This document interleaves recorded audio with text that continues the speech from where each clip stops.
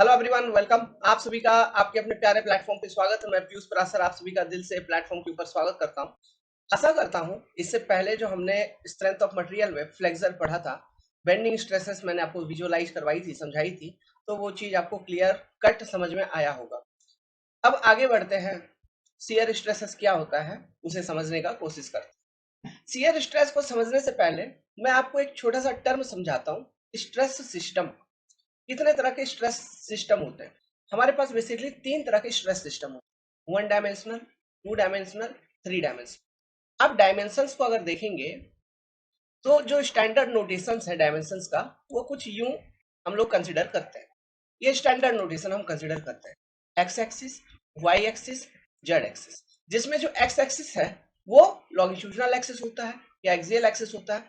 Y और Z axis एक cross section के ऊपर ट्रांसवर्स एक्सिस होते हैं, है ना। तो इस तरह से कुछ हम स्ट्रेसेस कंसिडर करते हैं। अब देखिए, मैं आपको स्ट्रेस सिस्टम समझा रहा हूँ। One dimensional stress system, two dimensional stress system, three dimensional stress system क्या होता है, इसका एक छोटा विजुअलाइजेशन आपको देता हूँ। देखिए, मान लीजिए ऐसा कोई एक मेंबर है। पहला, ऐसा कोई एक मेंबर है, ठीक है। अब इस मेंबर के ऊपर ना, इसका ये क्रॉस सेक्शन आप विजुअलाइज करिए कि ये एक रेक्टेंगुलर मेंबर है, ठीक है। ये जो है आपका एक रेक्टेंगुलर मेंबर है। आप क्रॉस सेक्शन विजुअलाइज कर पा रहे हैं? इस तरह का एक मेंबर है।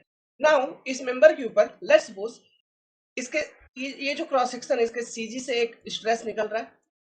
ये एक्स डायरेक्शन है, देखिए एक्सिस मिलाइए, इसको मैं बोलता हूँ सिग्मा एक्स। तो बैलेंस के लिए इधर से भी, इक्विलिब्रियम के लिए इधर से भी एक सिग्मा एक्स आप ऐसे दिखा दो। बस इस तरह का स्ट्रेस सिस्टम है। इसे बोलेंगे वन डायमेंशनल स्ट्रेस सिस्टम। मतलब इस मेंबर पे किसी एक ही पर्टिकुलर एक्सिस के अलोंग ही स्ट्रेसेस हैं, बाकी डिफरेंट एक्सिस के अलोंग जो भी और different axis, Y axis, Z axis, उसके अलोंग स्ट्रेस नहीं है। तो ये जो स्ट्रेस सिस्टम है, this is one dimensional stress system. Clear है? One dimensional stress system. Now एक चीज और सुनो, यहाँ पे जो ये जो स्ट्रेस है सिग्मा एक्स, ये किस तरह का स्ट्रेस है, डायरेक्ट नॉर्मल स्ट्रेस। ये बात भी आपको समझ में आ रही है? This is your direct normal stress कहीं ना कहीं। अब ये जो direct normal stress sigma x मैंने दिखाया है ना, ये डेफिनाइट सी बात है, क्रॉस सेक्शन के ऊपर यूनिफॉर्मली डिस्ट्रीब्यूटेड होगा। यूनिफॉर्म डिस्ट्रीब्यूशन का मतलब समझ में आ रहा है? मतलब क्रॉस सेक्शन के ऊपर, पूरे क्रॉस सेक्शन के ऊपर एक जैसा डिस्ट्रीब्यूशन होगा, इस तरह का यूनिफॉर्म डिस्ट्रीब्यूशन, है ना। ये पूरे क्रॉस सेक्शन के ऊपर इस तरह से सिग्मा एक्स यूनिफॉर्मली एक्ट कर रही होगी, ठीक है। This is your direct normal stress. ये देखो, क्रॉस सेक्शन से बाहर निकलता हुआ है। तो क्रॉस सेक्शन से अगर बाहर निकलता हुआ है, तो मैंने आपको बोला था उसका जो नेचर होता है वो जनरली टेंसाइल होता है। समझ में आ रहा है? यहाँ पे इस पर्टिकुलर एग्जांपल के केस में मैं ये डेटा आपको दे रहा हूँ। अगर इसका डायरेक्शन उल्टा होता तो वो कंप्रेसिव होता। समझ में आ रहा है? तो ये आपका one dimensional stress system. Clear है ना? अभी 2D स्ट्रेस सिस्टम कैसे कंसिडर करेंगे? 2D स्ट्रेस एलिमेंट जो होता है, लेट्स सपोज इस तरह के एक एलिमेंट को आप कंसिडर करिए, ठीक है। ये एक एलिमेंट है, मान के चलो। इसके ऊपर इधर लग रहा है, मान लो एक्स डायरेक्शन में भी स्ट्रेस एक्ट कर रहा है और वाई डायरेक्शन में भी स्ट्रेसेस एक्ट कर रहा है।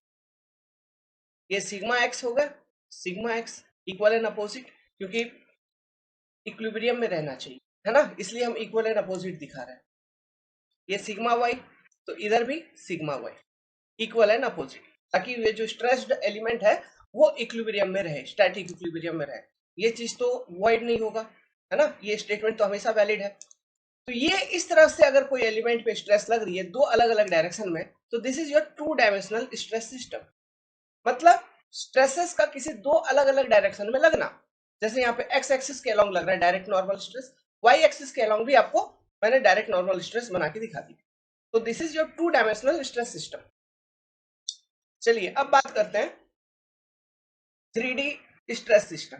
देखिए, ये जो टॉपिक मैं अभी पढ़ा रहा हूं, ये टॉपिक और विस्तार से हम लोग पढ़ेंगे तीसरा चैप्टर में।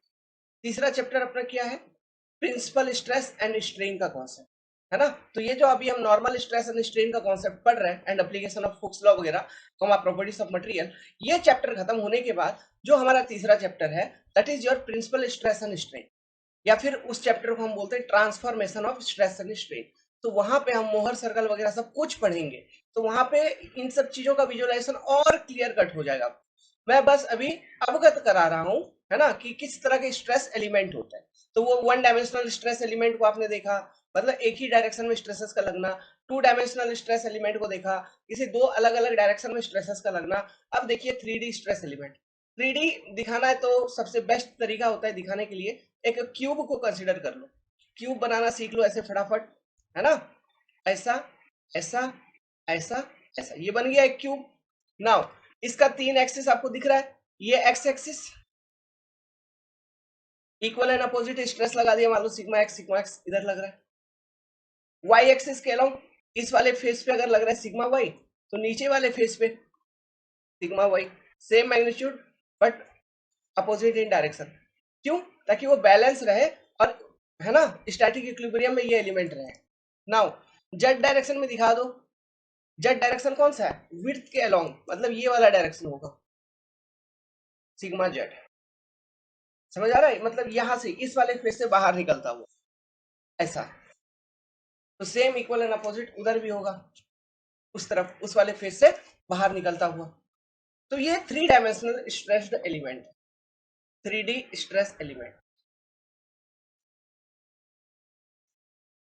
तो हमारा जो स्ट्रेस सिस्टम होता है वो तीन तरह का होता है, one dimensional, two dimensional and three dimensional stress system.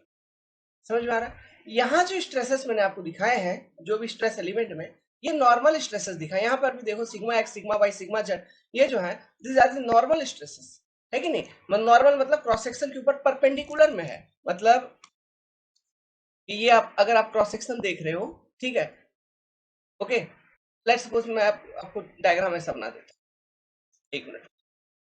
समझा तो रखा है, लेकिन एक बार फिर से, मन नहीं मानता है। ये मान लो ये क्रॉस सेक्शन है, जैसे कोई भी फेस है, तो इस फेस के परपेंडिकुलर पे है सिग्मा एक्स, है ना, मतलब इनके बीच में जो एंगल है, this is your 90 degree angle.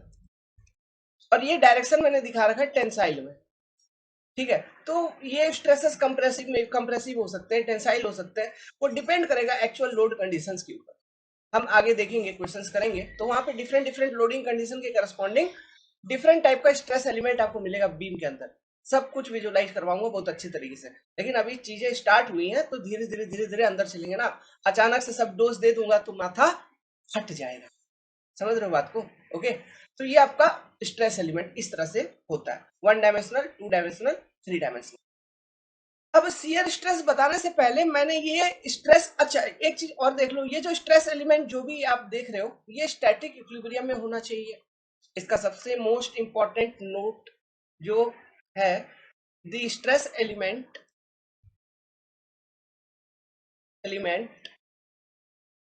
जो भी हम कंसिडर कर रहे हैं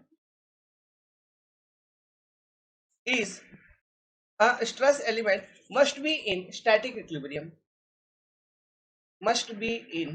क्योंकि सोम में जो भी चीज हम पढ़ रहे हैं, जो भी मटेरियल, जो भी मेंबर, जहां पर भी एनालिसिस हो रहा है, वो सब स्टैटिक इक्विलिब्रियम में है। तो ये स्ट्रेस एलिमेंट भी ऑब्वियसली स्टैटिक इक्विलिब्रियम कंडीशन में होना चाहिए, ठीक है। तो stress element must be in static equilibrium condition, ये कंफ्यूज नहीं हो जाना, ठीक है, स्टैटिक इक्विलिब्रियम कंडीशन। इसलिए तो हमने एक फेस पे सिग्मा एक्स ऐसे लगाया, तो उसके अपोजिट फेस पे सिग्मा एक्स ऐसे लगाया, हाँ, ताकि ये दोनों इक्वल इक्वल मैग्नीट्यूड के तो बैलेंस हो जाएंगे, कैंसल आउट हो जाएंगे। समझ में आ रहा है? स्टैटिक इक्विलिब्रियम कंडीशन को वैलिडेट करवाने के लिए इक्वल एंड अपोजिट स्ट्रेसेस लगा के इस स्ट्रेस एलिमेंट पे मैंने आपको दिखाया। क्लियर है? ठीक है। अब देखिए, तो शियर स्ट्रेस पढ़ाने से पहले मैंने आपको ये बताया ही क्यों। अब मैं एक्चुअल डेफिनेशन आपको सिखाता हूँ शियर स्ट्रेस क्या होता है। Shear stress, shear force divided by cross section area, है ना। मान लीजिए ऐसा कोई मेंबर है, ये उसका क्रॉस सेक्शन दिखा दो, ये मेंबर है मान लो, ठीक है, ये मेंबर समझ गए, ये कोई मेंबर है, कोई बीम है, कोई बीम का कोई एक हिस्सा है। शियर फोर्स, इसके क्रॉस सेक्शन पे शियर फोर्स क्या होगा? जो ट्रांसवर्स डायरेक्शन में फोर्स होगा वही शियर फोर्स होगा। तो ये जो शियर फोर्स है, मान लो ये है F shear force divided by this cross section area, let's suppose this cross section area is A। तो शियर स्ट्रेस को हम रिप्रेजेंट करते हैं टाउ से, tau will be this shear force F divided by A simply. This is your shear stress. तो इसका भी unit क्या होगा, वही न्यूटन पर एमएम स्क्वायर। क्या देखो ऐसा ही दिख रहा है, या फिर किलो न्यूटन पर मीटर स्क्वायर के फॉर्म में ऐसे लिख सकते हो, जो भी है फोर्स अपॉन एरिया का यूनिट हो। तो ये आपका शियर स्ट्रेस। बट यहाँ पे है क्या, जो ये शियर स्ट्रेसेस लग रहा है ये क्रॉस सेक्शन के अलोंग लग रहे हैं, parallel to the cross section है, परपेंडिकुलर नहीं है ना। तो ये जो स्ट्रेसेस लगते हैं these are the along the cross section, along the cross section, that is parallel to cross section, parallel to the cross section। Stress वगैरह लगने के कारण बॉडी में डिफॉर्मेशन वगैरह होता है, ध्यान रखना। अरे मटेरियल के अंदर तनाव रहेगा तभी ना उसका शेप चेंज होगा। डिफॉर्मेशन मतलब क्या होता है, चेंज इन शेप। तो ये जो स्ट्रेसेस वगैरह होता है ना उसके कारण, चाहे डायरेक्ट स्ट्रेस हो, नॉर्मल मतलब शियर स्ट्रेस हो, बेंडिंग स्ट्रेस हो, कोई भी स्ट्रेस अगर मटेरियल में इंड्यूस हो रही आ रही है तो ऑब्वियस सी बात है उसका डिफॉर्मेशन होगा, उसका चेंज इन शेप होगा, कुछ ना कुछ थोड़ा आपको चेंज इन शेप देखने को मिलेगा। वो चेंज इन शेप कितना है वो सब चीजों का भी कैलकुलेशन अपने को करना है सोम में। तो हम करेंगे कि किसके करस्पॉन्डिंग कितना डिफॉर्मेशन होता है, कैसे निकालेंगे सब बताऊंगा। गेट वगैरह अगर एग्जाम दोगे तो वहां पे बहुत बेसिक से क्वेश्चन पूछता है सब चीज। तो ये स्ट्रेसेस वगैरह लगने के कारण मटेरियल के अंदर आपको मटेरियल में मेंबर में डिफॉर्मेशन देखने को मिलता है। क्लियर है, डिफॉर्मेशन मतलब चेंज इन शेप। मतलब पहले अभी रेक्टेंगल था, स्ट्रेसेस वगैरह आ गया तो वो हो सकता है रेक्टेंगल से कन्वर्ट होकर रोम्बस बन जाए, कुछ उसका शेप चेंज हो जाएगा, डिटोरिएट हो जाएगा। तो स्ट्रेसेस के कारण वो होगा। मान लो स्ट्रेसेस नहीं होता तो ऐसा होता क्या, नहीं भाई वो तो रेक्टेंगल अपना ही खड़ा है, जैसा है जहां रख दिए वहां पे एज इट इज वो है। लेकिन स्ट्रेसेस लगने के कारण उसका डिफॉर्मेशन होगा, चेंज इन शेप होगा उसमें। समझ में आ रहा है, तो वो चीज का भी कैलकुलेशन हमको करना है। कुछ कैलकुलेशंस तो यही चैप्टर में मैं आपको करके दिखाऊंगा by applying the advance Hooke's law. समझ में आ रहा है, चलिए। तो ये आपको एक शियर स्ट्रेस का मैंने आपको फीलिंग दिया। एक सेंटेंस लिख रहा हूं, shear stress minimum two dimensional में ही एग्जिस्ट कर। Shear stress exist minimum in 2D only. Higher हो सकता है लेकिन मिनिमम 2 डायमेंशनल। जैसे मैंने आपको 1 डायमेंशनल सिस्टम बताया कि एक बार है, इधर एक स्ट्रेस लगा दो, वो 1D सिस्टम। तो वैसा आप शियर स्ट्रेस नहीं लगा सकते, वो शियर स्ट्रेस नहीं। वैसे 1 डायमेंशनल सिस्टम में शियर स्ट्रेस को रिप्रेजेंट नहीं किया जा सकता। शियर स्ट्रेस हमेशा जब भी एक्ट करेगा पेयर में एक्ट करेगा। Shear stress always acts in pair और equal and opposite direction. Magnitude equal होता है लेकिन अपोजिट डायरेक्शन में एक्ट करेंगे। इसलिए शियर स्ट्रेस को मिनिमम, शियर स्ट्रेस को रिप्रेजेंट करने के लिए मिनिमम हमको 2 डायमेंशन चाहिए, एक्स वाई या एक्स जेड, कोई भी 2 डायमेंशन चाहिए। कैसे क्या मैं अभी आपको प्रूफ करके दिखाता हूँ, ठीक है। ये जो कंडीशंस आती है, ये कंडीशंस आती है from the rotational stability of the element. मैं अभी एक एलिमेंट के ऊपर एक शियर स्ट्रेस कंसीडर करके इस चीज को प्रूफ करके दिखाऊंगा, ठीक है। लेकिन उससे पहले अपन क्या करेंगे, सेंटेंस को लिख लेंगे। लिखिए, ये सेंटेंस को लिखिए, उसके बाद मैं आपको प्रूफ करता हूँ, दिखाता हूँ। Shear stresses are represented minimum in 2 dimension, ठीक है। मिनिमम इन 2 डायमेंशन, जैसे आप देखे होगे इससे पहले, अगर शियर स्ट्रेस कहीं देखे हो, टाउ एक्स वाई या टाउ वाई एक्स ऐसे लिखते हैं किसी एक वैल्यू को। तो ये 2 डायमेंशन हो गया ना, एक ही साथ हम 2 डायमेंशन पे रिप्रेजेंट कर रहे हैं शियर स्ट्रेस। समझ में आ रहा है, इसका लॉजिक क्या है मैं आपको बताऊंगा। ऐसे अभी जो लॉजिक क्लियर होगा वो तो आप सीख जाएंगे, इसका बेसिक लॉजिक। प्लस ये चीज और धीरे धीरे धीरे धीरे सिग्निफिकेंट वे में आपको फील होने लगेगा जब हम transformation of stress and strain वाले चैप्टर में जाएंगे। हर चीज का अपना एक टाइम होता है, ठीक है। तो ये लिखिए, shear stress are represented minimum in 2 dimensional. The normal stress में बी ऑफ 1 डायमेंशन, 2D और 3D। ये लॉजिक है, स्टेटमेंट है, एग्जाम का क्वेश्चन है। But shear stress will be minimum of 2D, always minimum 2D। Higher 3D होगा, no problem, लेकिन minimum 2D, 1 dimensional नहीं होगा शियर स्ट्रेस। ये जो उसका रिप्रेजेंटेशन, ये जो सिंबल है, इसको जो एक 2 जैसा दिख रहा है, ये इसी तरह से मैं लिखता हूँ, मेरा लिखने का ये तरीका है, इसको मैं बोलता हूँ टाउ। तो आप भी इसी तरह से लिखिए, इसको हम बोलते हैं टाउ। ठीक है, ये सिंबल का नेम क्या है, टाउ, ऐसे लिखा जाता है, टाउ। टाउ, समझ गए, प्रोनाउंसिएशन समझ में आ रहा है। इसको हम बोलते हैं टाउ। इसको क्या बोलते हैं, सिग्मा। इसको बोलेंगे सिग्मा। इसको क्या बोलेंगे, अपसलाइन। इस तरह से ई जैसा है ना, इसको बोलेंगे अपसलाइन। ठीक है, अपसलाइन को यूज करते हैं रिप्रेजेंटेशन ऑफ स्ट्रेन में। सिग्मा स्ट्रेस का, नॉर्मल स्ट्रेसेस का, अपसलाइन आपका स्ट्रेन का, और फिर ये हो गया टाउ शियर स्ट्रेस का। फिर और एक सिंबल होता है म्यू, इसको बोलते हैं म्यू। ये म्यू को यूज करते हैं रिप्रेजेंटेशन ऑफ एक एलिमेंट आती है जिसको हम बोलते हैं पॉइजन रेशियो, है ना। फिर बाकी जो सिंबल्स आपको मालूम होगा, अल्फा है, बीटा है, गामा है, बहुत अलग अलग तरह का सिंबल्स का यूज किया जाता है। तो कुछ कुछ सिंबल्स आपको ध्यान रखना होगा, ये सब स्टैंडर्ड नोटेशंस होते हैं। ठीक है, तो ये लिख लीजिए। जो आपका सवाल आपके मन में घूम रहा होगा, shear stress 2D only, 2D minimum why, 2D minimum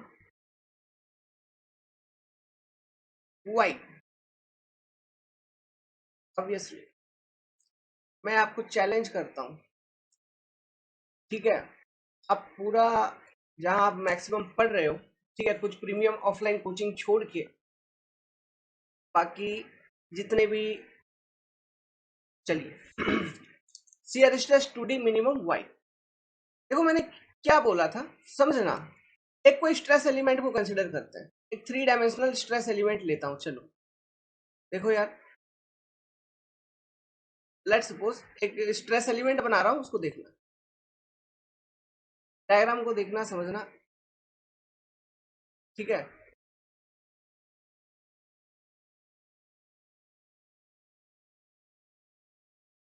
मेरा डायग्रामेटिक स्किल्स उतना भी अच्छा नहीं है, ओके, तो आप जितना बेहतर बना सकते हैं उतना अच्छी बात रहेगी।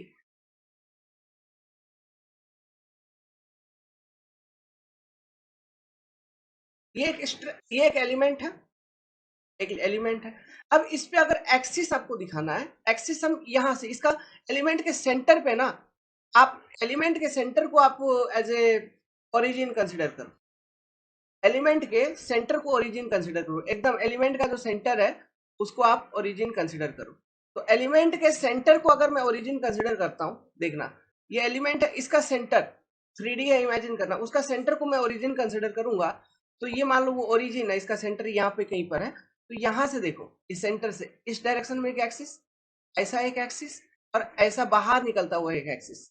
एक मिनट, ये ये ऊपर, ये क्या है, एक्स, ये क्या है, वाई, ये क्या है, जेड। अभी देखिए, इस चीज को मैं प्लस एक्स बोलूंगा, इसको मैं बोलूंगा प्लस वाई, इसको बोलूंगा प्लस जेड डायरेक्शन, है ना। तो ये जेड मतलब बाहर निकल रहा है, एक्स मतलब सेंटर से इधर बाहर निकल रही है, वाई मतलब सेंटर से ऊपर जा रही है। तो इसका नेगेटिव डायरेक्शन भी तो होगा अगर बनाऊंगा।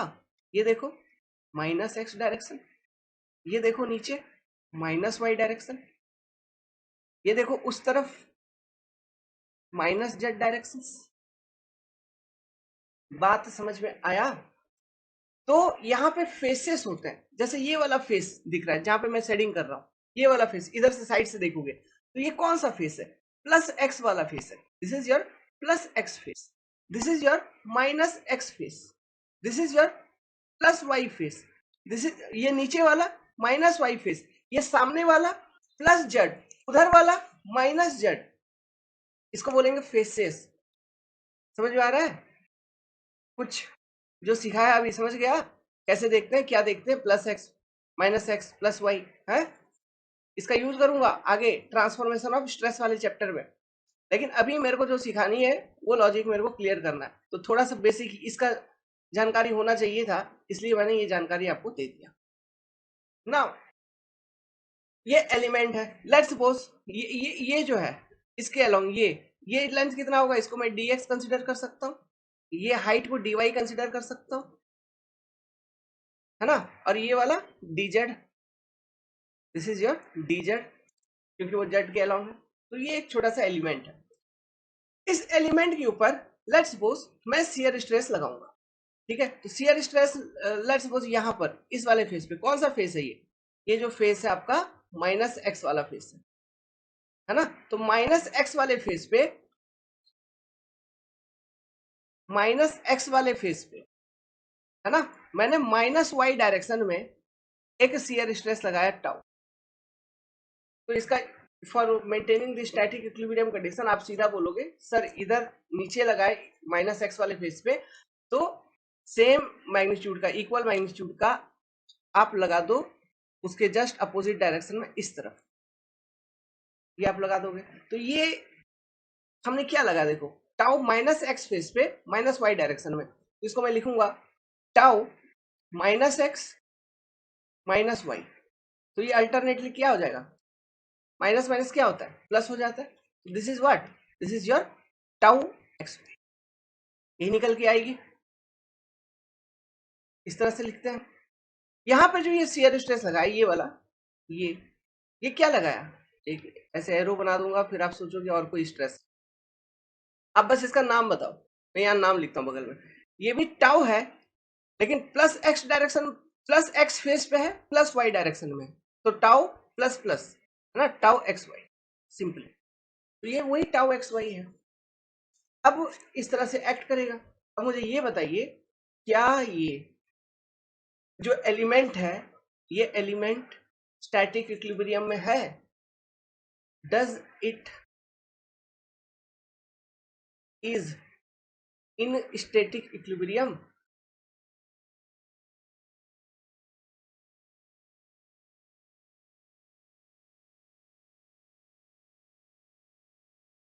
Now this is my question.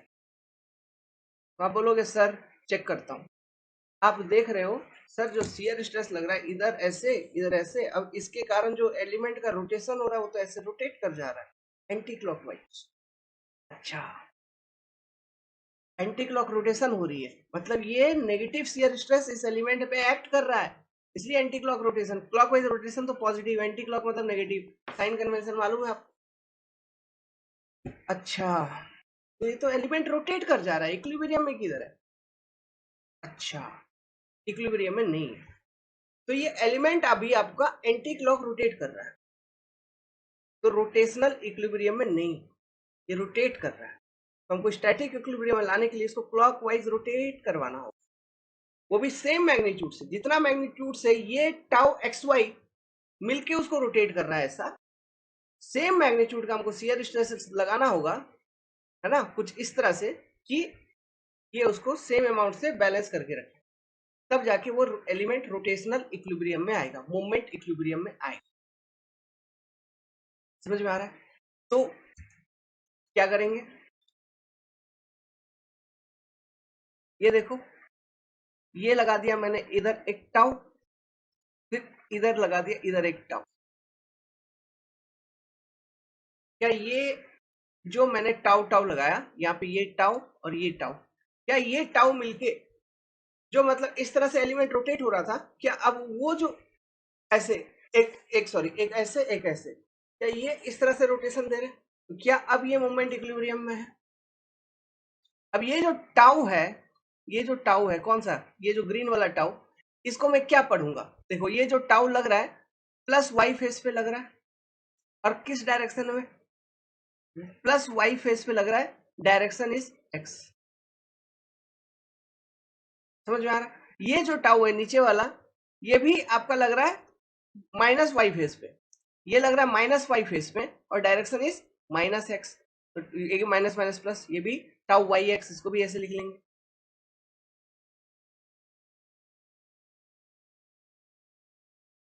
समझ में आ रहा है बात? अब from the moment equilibrium conditions, अब ये, अब जो है ये element it is in equilibrium now, अब ये इक्विलिब्रियम में है, ठीक है। Now it is in equilibrium, जब आपने वो ग्रीन वाले लगा दिए शियर स्ट्रेसेस। ये जो ग्रीन वाले शियर स्ट्रेसेस मैंने यहाँ पे लगाए ना, ये जो ग्रीन वाले शियर स्ट्रेसेस यहाँ पे मैंने लगाए हैं, इसको बोला जाता है कंप्लीमेंट्री शियर स्ट्रेसेस। कंप्लीमेंट्री इसका एक अलग टर्म है, शियर स्ट्रेसेस। मतलब उसको वो कंप्लीमेंट्री मतलब कंप्लीमेंट करना, मतलब कहने का मतलब है जो एक्चुअल लग रही थी जिसके कारण से रोटेशनल इक्विलिब्रियम नहीं था, तो लेकिन बात क्या है, हम सोम के अंदर जो भी चीज देखते हैं उसमें सब चीज स्टैटिक स्टैटिक इक्विलिब्रियम कंडीशन में होना चाहिए। तो इस स्ट्रेस्ड एलिमेंट को स्टैटिक इक्विलिब्रियम कंडीशन यहाँ पे मूवमेंट में अनबैलेंस हो रही थी, है ना, क्योंकि वो जो शियर स्ट्रेस लगाया था उस कारण से एलिमेंट आपका रोटेट कर जा रहा था। तो इसको रोटेशनल स्टेबिलिटी प्रोवाइड करने के लिए इक्वल एंड अपोजिट मैग्नीट्यूड का शियर स्ट्रेस डेवलप होता है, उसी को हम कंप्लीमेंट्री शियर स्ट्रेस कहते हैं।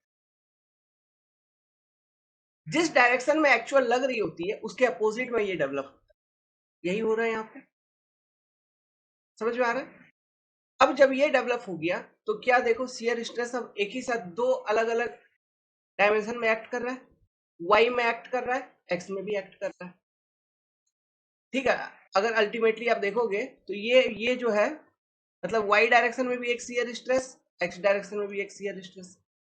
तो मान लो अगर किसी एक डायरेक्शन में आप शियर स्ट्रेस लगाओगे तो उसको बैलेंस करने के लिए दूसरा डायरेक्शन में शियर स्ट्रेस लगना चालू हो जाएगा, जिसको हम बोलेंगे कंप्लीमेंट्री शियर स्ट्रेस, और दोनों का मैग्नीट्यूड सेम होगा from the moment equilibrium condition. जो हम यहाँ पे ये जो लिखा हमने टाउ एक्स वाई, और ये जो लिखा हमने टाउ वाई एक्स, जब मैं मोमेंट इक्विलिब्रियम कंडीशन सप्लाई करूंगा, है ना, तो tau Y X will be equal to tau x Y in magnitude.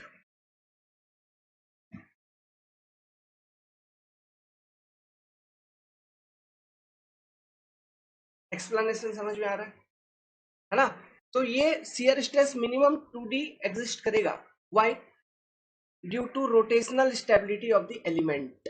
Logic क्या है, single line statement, due to rotational stability of element of the stress element.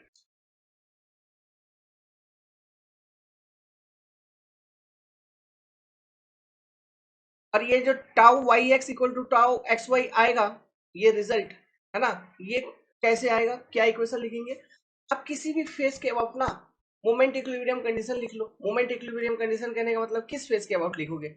Let's suppose ये वाला जो phase है इसको आप वन वन एक्सिस मान लो, ऐसा।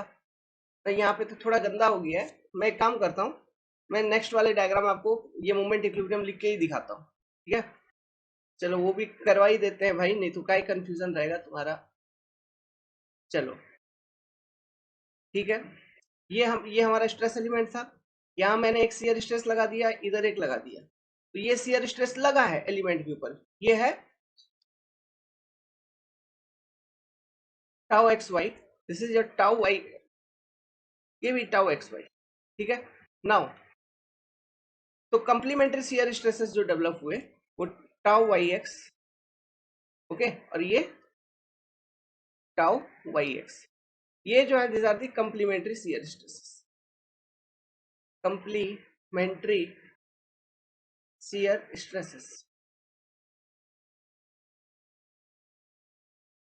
ठीक है।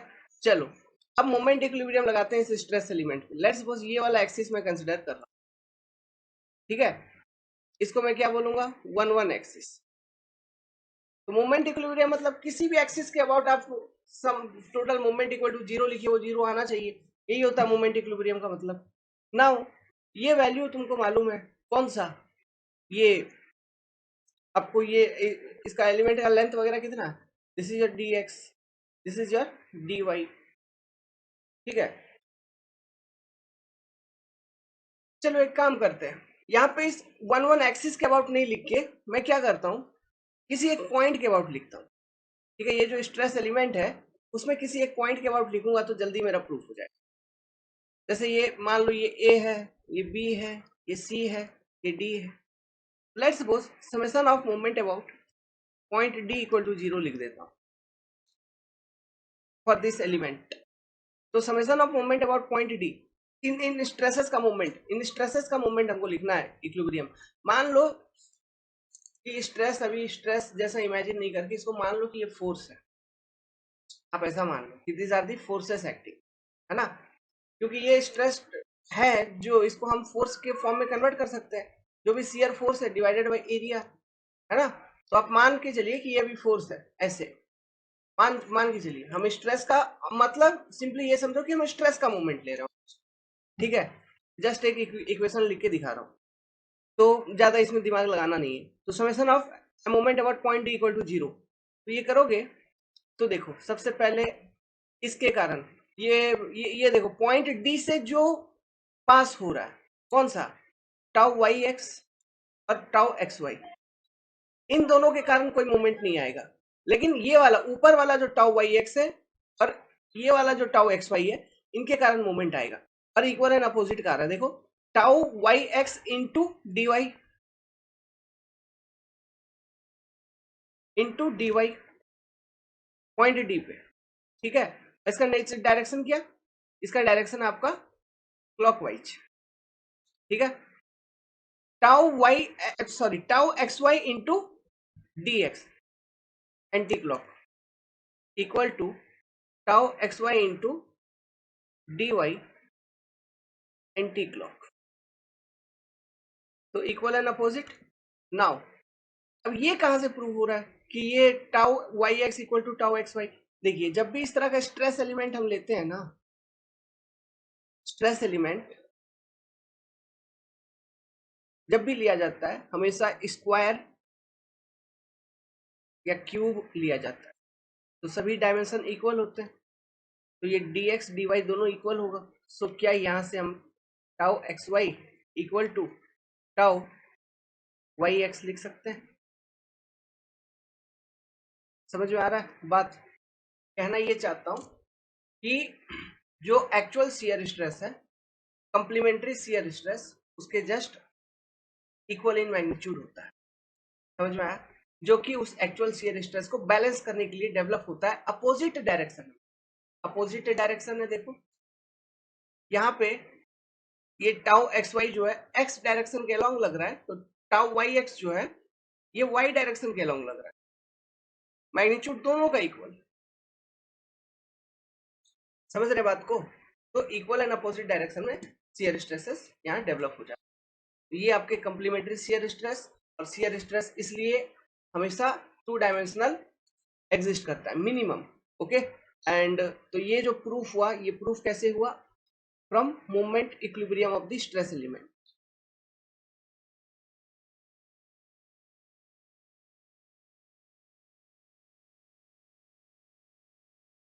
Of the stress element. यहां से ये सेंटेंस आपका प्रूफ हो जाता है, वैलिड।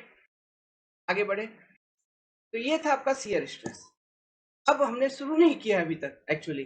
अब शियर स्ट्रेस देखो दो तरीके का मैंने बताया, डायरेक्ट शियर स्ट्रेस और एक बताया था मैंने टॉर्सनल शियर स्ट्रेस।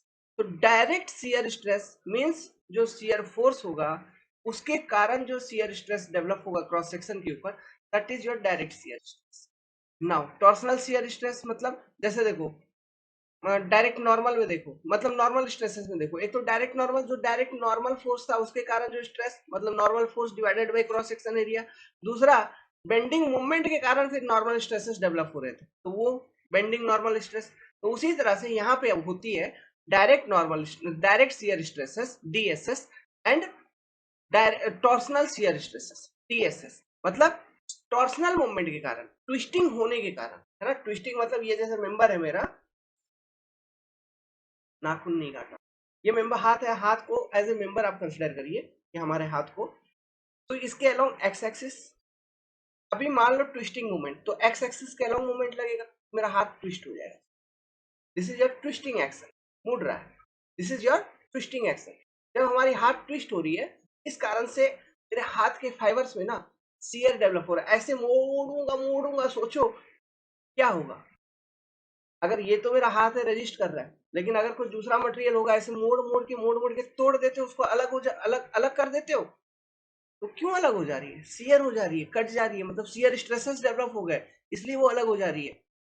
आप कोई छोटा सा कच्चा सा लकड़ी लीजिए, ठीक है, पतला सा, उसको ऐसे ऐसे मोड़िए, देखिए टूट जाएगा। या फिर तार देख लो, तार तार तोड़े हो ना मोड़ मोड़ के, है ना, ऐसे ऐसे घुमा घुमा के तार को तोड़ा है कि नहीं, तो शियर हो जाता है। शियर स्ट्रेसेस डेवलप हो जाते हैं। तो ट्विस्टिंग के कारण, टॉर्सन के कारण भी शियर स्ट्रेस डेवलप होते हैं। तो वो जो शियर स्ट्रेस डेवलप होते हैं, that is your torsional shear stresses. तो शियर स्ट्रेसेस अगेन दो तरीके, direct shear stress and torsional shear stresses. समझ गया? तो एक एक करके मैं आपको थोड़ा थोड़ा आइडिया देता हूँ, क्योंकि इनका तो अलग से चैप्टर ही है। डायरेक्ट शियर स्ट्रेस मतलब shear stress due to load, शाम को हर एक क्रॉस सेक्शन पे अलग अलग different types of cross section पे डिस्ट्रीब्यूशन कैसा होगा वो समझना है। तो जो भी इक्वेशन वगैरह मैं यहाँ पे लिखवाऊंगा वो सब इक्वेशन प्रूव करूंगा, घबराने की जरूरत नहीं है। जैसे जैसे रेस्पेक्टिव चैप्टर आएगी उस तरह से हम इक्वेशन प्रूव करते चलेंगे। जैसे फ्लेक्सर फॉर्मूला लिखवाया था, तो फ्लेक्सर फॉर्मूला ये नहीं कि लिखवा के छोड़ दिया, आपके दिमाग में है, दिमाग में तो है, लेकिन उसको प्रूफ भी करके दिखाऊंगा, क्योंकि वो चीज भी आपको जानकारी होना चाहिए। अभी जो एक दो फॉर्मूला कुछ लिखवाऊंगा तो लिखवा के छोड़ देने का नहीं, मैं आपको प्रूफ भी करवाऊंगा।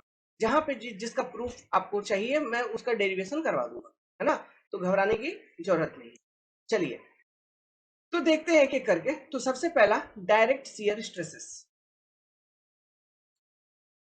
Direct shear stresses, DSS. देखिए, मान लो यार कि एक इस तरह का कोई मेंबर है, एक कैंटिलीवर मेंबर है मान लो, this is a cantilever member, और यहाँ पे एक पॉइंट लोड पी एक्ट कर रहा है। तो कोई एक सेक्शन में कंसिडर करो एक्स एक्स सेक्शन, और यहाँ पे मैं आपसे पूछूं शियर फोर्स, तो आप बोलोगे सर सिंपल है ना, ये एक्स एक्स सेक्शन पे आप शियर फोर्स पूछ रहे हैं, तो ये शियर फोर्स ऐसा पी लग रहा होगा यहाँ पे। तो ये जो पी यहाँ पे लग रहा है ये force, this is only shear force at this section, ये यहाँ पे शियर फोर्स है। अब ये यहाँ पे शियर फोर्स है। ये जो शियर फोर्स है अगर इसको मैं थ्री डायमेंशनल में दिखाऊं तो वो कैसा दिखेगा? ये क्या है, कौन सा फोर्स है एक्चुअली? ये देखिए,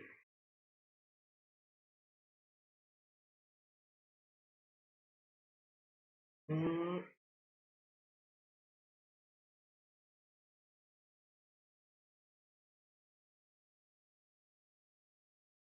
मैं बोला था मैं डायग्राम में उतना अच्छा नहीं हूँ।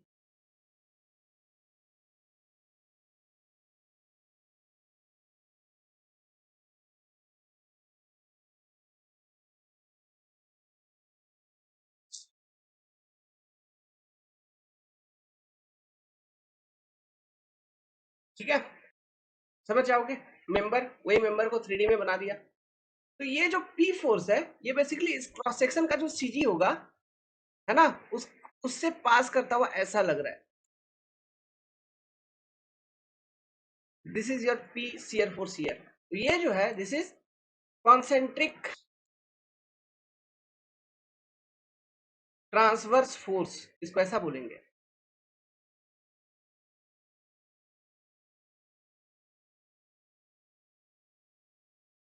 बोलेंगे कोसेंट्रिक ट्रांसवर्स फोर्स, एन लगाने की जरूरत नहीं है, कोसेंट्रिक ट्रांसवर्स फोर्स, यही चीज है, यही है आपका यहाँ पे शियर फोर्स। अब ये जो शियर फोर्स है ये डायरेक्ट शियर फोर्स है ना, this is your direct shear force. This shear force divided by this cross cross divided by cross section area अगर करोगे, ये shear force divided by this cross section area, तो आपको average shear stress इस cross section पे कितना है वो निकल जाएगा।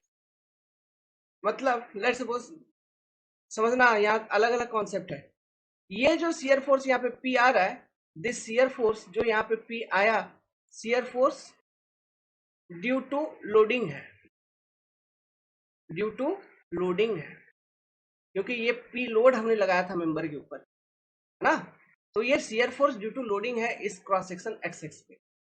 तो this shear force divided by the cross section area of this, है ना, तो आपको एक एवरेज शियर स्ट्रेस डिस्ट्रीब्यूशन मिलेगा। तो एवरेज शियर स्ट्रेस की वैल्यू टाउ एवरेज क्या होगा? P by A, tau average. और पूरे क्रॉस सेक्शन पे एक यूनिफॉर्म डिस्ट्रीब्यूशन, यूनिफॉर्म डिस्ट्रीब्यूशन मतलब सीधा आप बनाओगे रेक्टेंगल,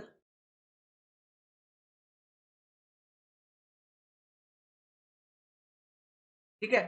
अब यहाँ पे ना जैसे हम नॉर्मल स्ट्रेसेस वगैरह बनाते थे तो वहां पे रेक्टेंगल ऐसा बनाते थे, फिर यहाँ पे एरो दिखा देते थे, अगर टेंशन होता था तो बाहर, कंप्रेशन होता था तो अंदर। अब शियर स्ट्रेस का डिस्ट्रीब्यूशन दिखाने में हम एरो नहीं बनाएंगे, हम बस सिंपली, हाँ, सेक्शन पे एवरेज शियर स्ट्रेस है, लाइन बना के छोड़ देंगे। हम एरो नहीं दिखा सकते यहाँ, क्योंकि आपको मालूम है यहाँ पे शियर स्ट्रेस आप भले ही वन डायमेंशन में देख रहे हो, लेकिन वो उसके कंप्लीमेंट्री में भी हर एक एलिमेंट पे कंप्लीमेंट्री डायरेक्शन में, अपोजिट डायरेक्शन में भी शियर स्ट्रेस वहां पे एक्ट कर रहा है। जैसे ये वाई डायरेक्शन में एक्ट कर रहा है, तो एक्स डायरेक्शन में कंप्लीमेंट्री शियर स्ट्रेस इधर एक्ट कर रही होगी।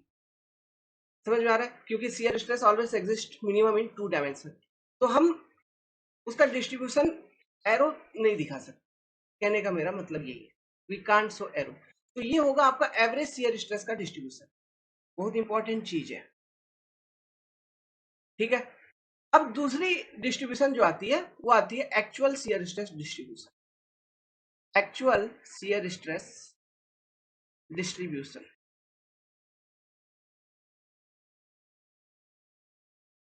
उस क्रॉस सेक्शन पे कैसा होगा, इसके लिए एक फॉर्मूला है हमारे पास। ठीक है, कि एक्चुअल शियर स्ट्रेस डिस्ट्रीब्यूशन कैसा होगा। Tau equal to shear force at that particular section, जो भी सेक्शन पे आप शियर स्ट्रेस का डिस्ट्रीब्यूशन लगाओगे, into cross section area A into Y bar नाम का एक चीज आता है, divided by I into B. ये फॉर्मूला बनती है एक्चुअल शियर स्ट्रेस डिस्ट्रीब्यूशन की। अब ये फॉर्मूला जो है इसका हम डेरिवेशन करेंगे शियर स्ट्रेस डिस्ट्रीब्यूशन वाले चैप्टर के अंदर। सो अभी इस पे दिमाग लगाना नहीं है। बस मैं एक चीज यहाँ पे बताना चाहता हूँ, जैसा मैंने एवरेज शियर स्ट्रेस डिस्ट्रीब्यूशन करके दिखाया uniformly over the cross section, और उसका मैग्नीट्यूड हम निकालेंगे पी बाई ए। लेकिन जो एक्चुअल शियर स्ट्रेस का वेरिएशन होगा इस क्रॉस सेक्शन पे वो कैसा होगा, अगर मैं बताऊं tau actual variation, tau actual variation इस क्रॉस सेक्शन के ऊपर जो एक्चुअल शियर स्ट्रेस की वेरिएशन होगी वो इस तरह से होगी, पैराबोलिक। ठीक है, this is the actual variation of shear stress. और जो पैराबोलिक होगी आपको इस वाले रेक्टेंगुलर क्रॉस सेक्शन के अंदर एट सेंटर, सेंटर मतलब जहां पे न्यूट्रल एक्सिस है, तो न्यूट्रल एक्सिस पे क्या हो रहा है, बेंडिंग स्ट्रेसेस जीरो, बेंडिंग के कारण जो स्ट्रेसेस हैं वो जीरो हो जा रहे हैं। तो वही सेंटर पे, वही न्यूट्रल एक्सिस वाले पॉइंट पे जो शियर स्ट्रेस होगा उसका आपको मैक्सिमम वैल्यू देखने को मिलेगा, टाउ मैक्स। और ये टाउ मैक्स का वैल्यू हम कैसे निकालेंगे, इस इक्वेशन में सारा डेटा, जो भी डेटा है वो पुट करके हम निकालेंगे। अब ये कैसे निकालते हैं ये उस वाले चैप्टर में हम देखेंगे, अभी नहीं देखेंगे। बस एक आइडिया दे रहा हूँ, इसके अंदर बहुत सारा चीज है ना। इस इक्वेशन को समझना है, इसका डेरिवेशन करेंगे तभी ये इक्वेशन समझ में आएगा। तब उसके अंदर फिर डिफरेंट क्रॉस सेक्शन के ऊपर, जैसे ये रेक्टेंगुलर क्रॉस सेक्शन है, triangular cross section, I section, T section, circular, है ना, डिफरेंट क्रॉस सेक्शंस होगा। सभी क्रॉस सेक्शंस पे हम वेरिएशन निकालेंगे उसका, कि किस तरह से वेरी कर रहा है, फिर मैक्सिमम वैल्यू कितना कितना है उसका, फिर टाउ एवरेज तो सभी क्रॉस सेक्शन के लिए एक ही होगा, यही P by A. Tau average का वैल्यू सभी के लिए एक जैसा, लेकिन जो एक्चुअल वेरिएशन है वो सभी क्रॉस सेक्शन पे अलग अलग होंगे। टाउ मैक्सिमम का वैल्यू सभी क्रॉस सेक्शन पे अलग अलग होगा। तो वो इस पर्टिकुलर इक्वेशन से, जो एक्चुअल शियर स्ट्रेस डिस्ट्रीब्यूशन का इक्वेशन है, यहाँ से बताएंगे।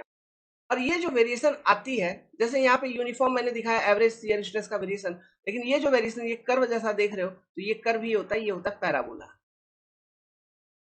पैराबोलिक वेरिएशन होता है।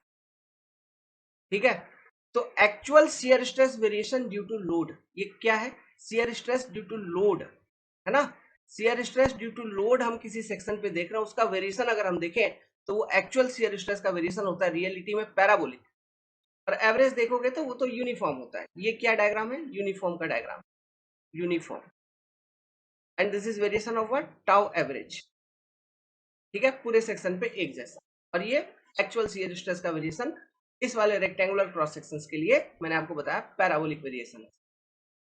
ठीक है, चलिए, तो ये आप सब थोड़ा आइडिया तो लग ही गया होगा कि what is your direct shear stress. तो ये जो शियर स्ट्रेस है ना, इसी को हम बोलते हैं डायरेक्ट शियर स्ट्रेस। ठीक है, इसमें दो तीन बातें मैंने आपको बताई बेसिकली।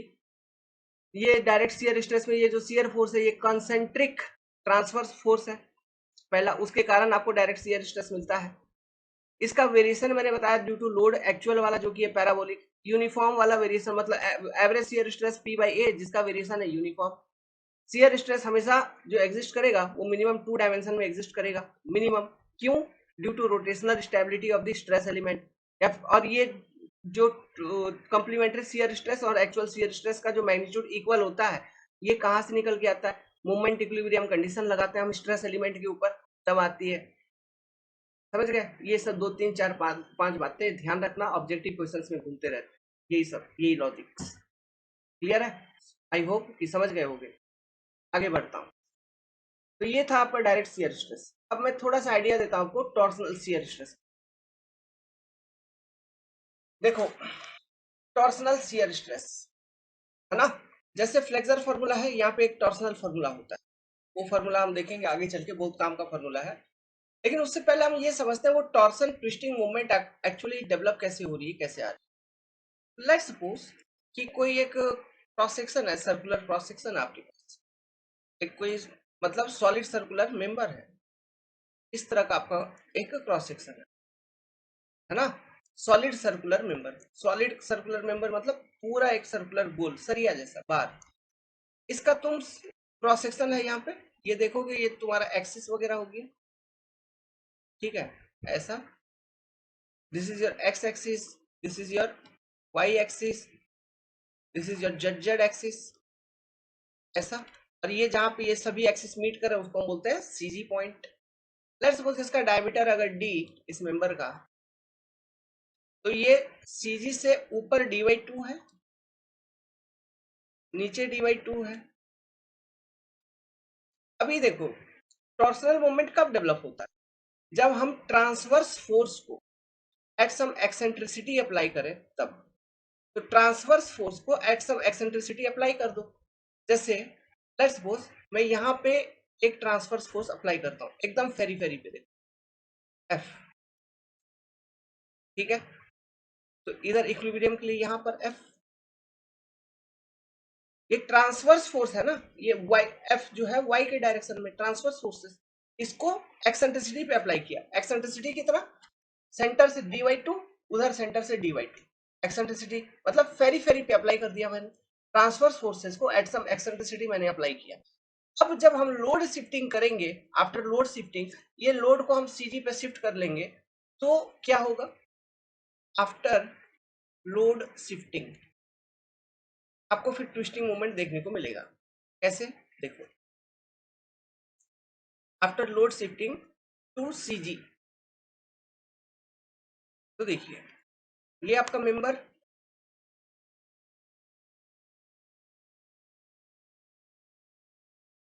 जगत में कोई न परमानेंट, जगत में कोई न परमानेंट, ठीक है। तो पहला वाला, क्या गया, पहला वाला एफ को शिफ्ट करो, ये एफ शिफ्ट हो गया, इसके साथ ये आपका एक्स एक्सिस है, एक्स एक्सिस के अलॉन्ग एक मूवमेंट भी शिफ्ट हो रही है, क्या, f into D Y two. दूसरा वाला एफ को शिफ्ट करो, शिफ्ट कर दिया, इसके साथ एक मूवमेंट सेम डायरेक्शन का शिफ्ट हो रहा है, f into D Y two. Load shifting करने के बाद ये रिजल्ट मिलेगा आपको। तो फाइनल ओवरऑल एक जनरल रिजल्ट जो मिला, क्या मिला, जनरल रिजल्ट ये मिला कि जो मेरा मेंबर था कलर चेंज हो जा गया, ये मेरा मेंबर, ठीक है, ये था मेरा मेंबर। लेट्स सपोज इसका लेंथ है एल, इस मेंबर का, और जो मैंने फोर्स लगाया था, कैसा फोर्स लगाया था, transverse force at some eccentricity मैंने अप्लाई की।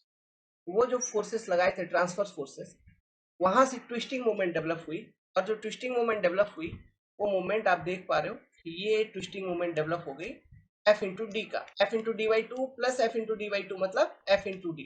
This is your twisting movement. क्यों, ये मेंबर के एक्सियल एक्सिस के अलोंग लग रहा है, एक्स एक्सिस के अलोंग लग रहा है ना, जो मेंबर का एक्सियल एक्सिस है उसके अलोंग लग रहा है, इसलिए इसे हम बोलेंगे twisting movement, acting along x axis. मतलब ये मान लो ये कलम, कलम है, तो मूवमेंट ऐसा लग रहा है, तो ये मेंबर को ट्विस्ट करवा रहा है, क्रॉस सेक्शन को ट्विस्ट करवा रहा है ना। मतलब जैसे ये मेरा हाथ मेंबर है मान लो, मूवमेंट ऐसा लग रहा है, मतलब ऐसा रोटेट कर रहा है, तो ट्विस्टिंग एक्शन ये है। बेंडिंग एक्शन मतलब ऐसा बेंड होता है और फिर ऐसा बेंड होता है, this is your bending action. ये इस मूवमेंट के कारण, ये एक्सियल एक्सिस के अलॉन्ग लग रहा है, तो इस मूवमेंट के कारण ट्विस्टिंग होगा, समझे? ट्विस्टिंग। तो ये टॉर्सनल मूवमेंट आपका समझ में आया क्यों डेवलप हुआ भाई? क्योंकि हमने ट्रांसवर्स फोर्सेस को एक्सेंट्रिसिटी पे अप्लाई कर दिया। ठीक है, ये जो फोर्सेस है ये क्या है, इसको लिख लीजिए अच्छे से। Transverse forces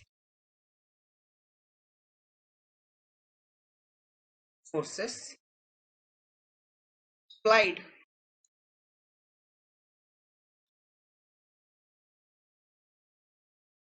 eight eccentricity.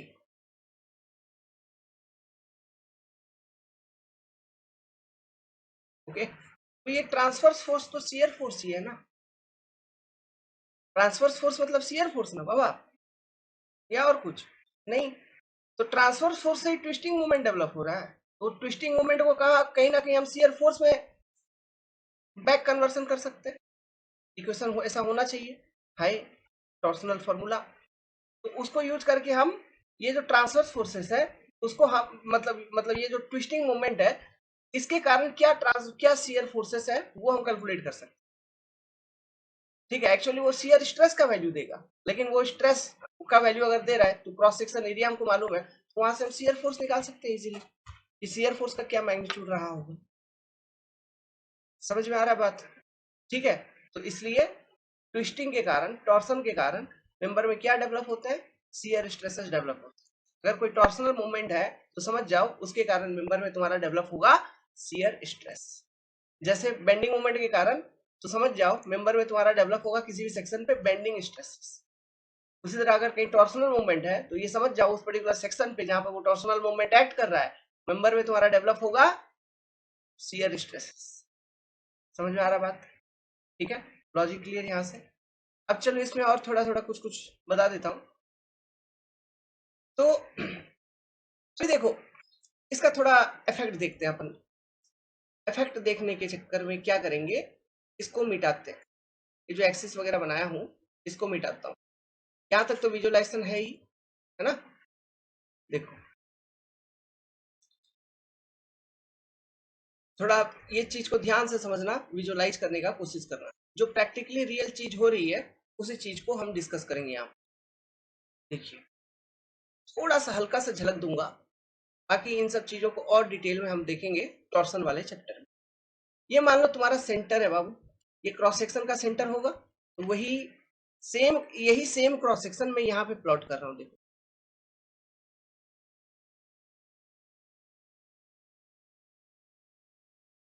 यही सेम गोलाकार क्रॉस सेक्शन को मैंने यहाँ पे प्लॉट कर दिया। मान लीजिए वो गोल गोल, इधर जो गोल है वो जो गोल है दोनों सेम है। एजम्पशंस तो लेना ही है अपने को जिंदगी भर। अब तो ये आपका सेंटर, ठीक है, ये सेम सेंटर। तो लेट्स सपोज ये सेंटर से रेडियस है तुम्हारा इसका आर।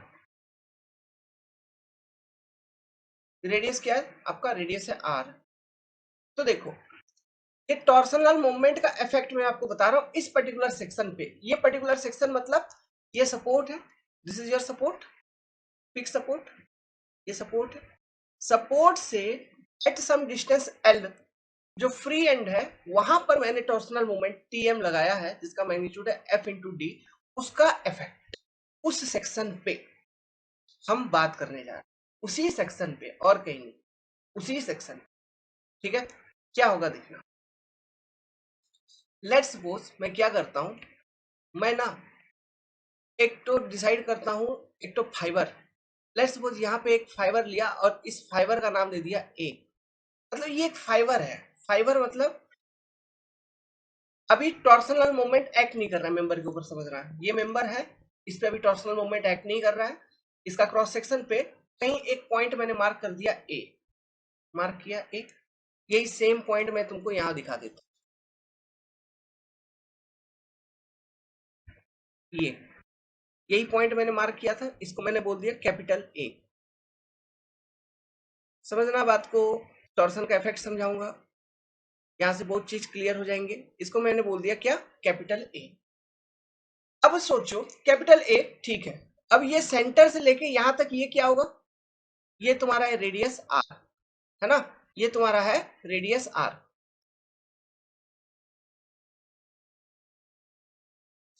मैं डायग्राम को ना ज्यादा अंदर गंदा नहीं करना चाहता, इसलिए मैं ऐसे बता रहा हूं, ये आपका रेडियस आर, ठीक है। अब समझो, ये जो, एक मिनट,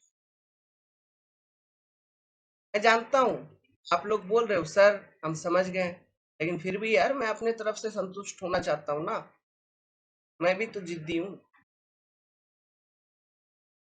कैसे नहीं डायग्राम अच्छा बनेगा, ये रेडियस आर, मतलब ये जो मैंने, ये ए में भी थोड़ा गड़बड़ी अपने को लग रहा है, ए, ठीक है, ए, चलो, ये जो मैंने पॉइंट ए क्रॉस सेक्शन के ऊपर लिया है before applying torque at that section, point A जो मैंने लिया है सेंटर से आर डिस्टेंस पे है, रेडियल डिस्टेंस आर पर है सेंटर से, पॉइंट क्लियर। अब मैं इसी तरह का और एक पॉइंट लेता हूं क्रॉस सेक्शन के ऊपर, लेट्स सपोज यहां पे एक पॉइंट लिया जिसको मैं बोल रहा हूं बी, और ये सेंटर से स्मॉल आर डिस्टेंस पे है, यही है तुम्हारा सेंटर, और यहां से स्मॉल आर डिस्टेंस पे है। तो एक चीज मेरे को ये बताओ बाबू पहले, कि r is greater than small r की नहीं,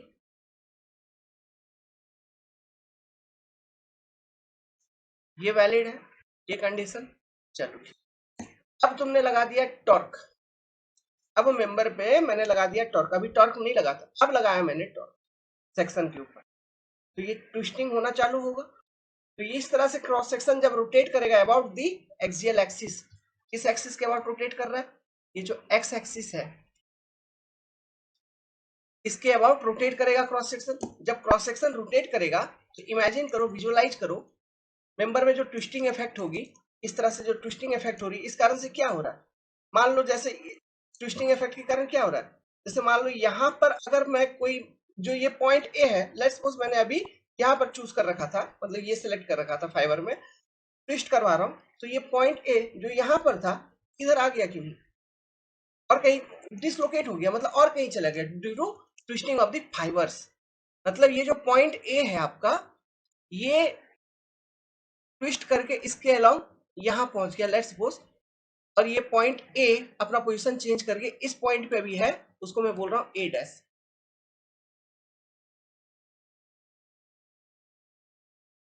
समझ रहे हो, ये पॉइंट ए डैश में कन्वर्ट हो गया, ठीक है। वो अभी भी एट रेडियल डिस्टेंस आर ही है, total radial distance capital R ही है, लेकिन ये पॉइंट ए डैश में कन्वर्ट हो गया, समझे क्या, ये ऐसा, पॉइंट ए डैश में कन्वर्ट हो गया, तो मतलब ड्यू टू दैट टॉर्क ये ट्विस्टिंग हुई, तो ये जो एंगल मिल रहा है क्रॉस सेक्शन के ऊपर, इसको मैं बोलता हूं थीटा, है ना, ये थीटा अच्छे से लिख देता हूं एक बार फिर से, इस पे अब जिद आ गया कि थीटा अच्छे से लिखना है, ये जो एंगल मिल रहा है इसको हम बोलेंगे थीटा। अब ये जो थीटा है इसको बोला जाता है angle of twist, angle of twist, कि कितने एंगल से वो ट्विस्ट हुआ है क्रॉस सेक्शन के ऊपर फाइबर, है ना, कितने एंगल से ट्विस्ट हुआ, कितना डिग्री, उसको बोलते हैं एंगल ऑफ ट्विस्ट, है ना, ये ट्विस्टिंग हुआ तो रोटेशन हुआ, पॉइंट ए से ए डैश पे पहुंच गया आपका फाइबर जो था, जो आपने सेलेक्ट कर रखा था। एट द सेम टाइम मेरे को ये बताओ, पॉइंट बी का भी रोटेशन हुआ होगा, तो ये जो पॉइंट बी है, बी बी डैश लोकेशन पे पहुंच गया होगा, ठीक है, और यही एंगल आपको थीटा यहाँ पे मिल रहा है कि नहीं, एंगल ऑफ ट्विस्ट। तो एंगल ऑफ ट्विस्ट जो होता है it remains constant at a particular section, at a particular section, very important, angle of twist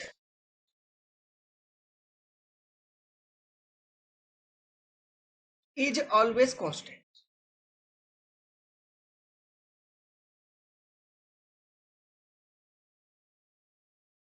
ठीक है, एक पर्टिकुलर क्रॉस सेक्शन के लिए एंगल ऑफ ट्विस्ट हमेशा कांस्टेंट होगा। अब मुझे ये बताओ, अब मैं आर्क लेंथ फाइंड करना चाहता हूँ, आर्क लेंथ का कॉन्सेप्ट थोड़ा यूज करते हैं, देखो आर्क लेंथ यहाँ पे ए डैश इक्वल टू क्या लिखोगे, capital R into angle of twist theta लिख दीजिए sir. Arc length b dash क्या लिखोगे सर, आप small r into angle of twist theta लिख दीजिए सर। तो यहां से देखो arc length a dash visible है is greater than arc length b dash. क्यों ये चीज क्यों वैलिड हो रहा है, ये इसलिए हो रहा है क्योंकि r is greater than r. तो इसका मतलब क्या है कि जो थीटा है is same, theta equal to theta for that section. तो ये यहां से प्रूफ हो गया कि क्यों एंगल ऑफ ट्विस्ट एक पर्टिकुलर सेक्शन पे रहेगा कांस्टेंट। समझ में आ रहा है, ये चीज आपकी प्रूफ होती है यहां से। ओके, अब चलिए अब देखिए, मैं आपको टॉर्सनल फॉर्मूला पहले,